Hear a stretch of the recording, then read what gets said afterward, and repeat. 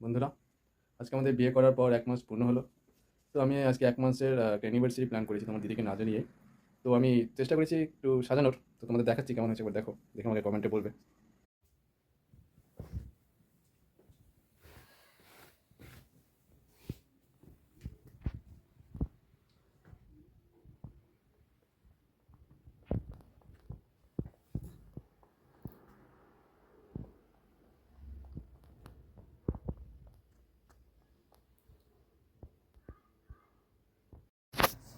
চলো, তোমার দিদি গেছে, যে তোমার দিদিকে ডেকে নিয়ে এসে। কি করছো কেন? কেন? চলো আমার সাথে একটু বেড ঘরে চলো। কেন? কিন্তু চোখ বুঝে যেতে হবে। কেন? সারপ্রাইজ। চলো, দাঁড়া, করো।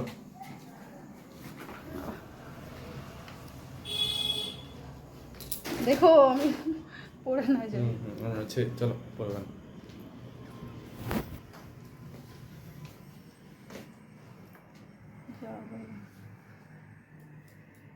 Happy anniversary. বাবা, কখন কথা এগুলো?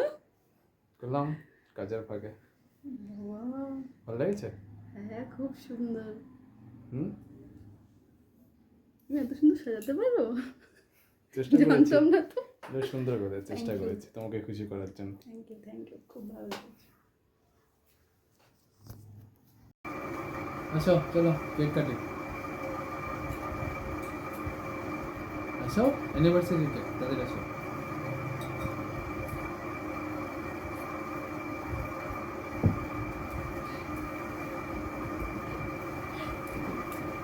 দেখো হার্ট শেপের কেক, বাস। কেকটা ছোট, আমাদের 1 তুমি মাস করেছো, এটা অনেক ধরো।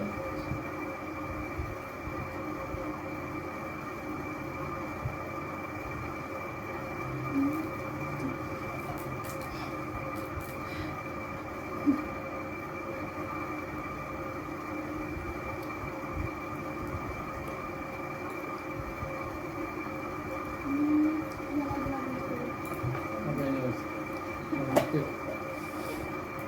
তোমার দিদি তরফ থেকে বেলুন। তোমার দাদা কিন্তু ভালো সারপ্রাইজ দিতে পারে। আমার দাদা যে আমাকে এত সুন্দর সারপ্রাইজ দিবে আমি ভাবতেও পারিনি।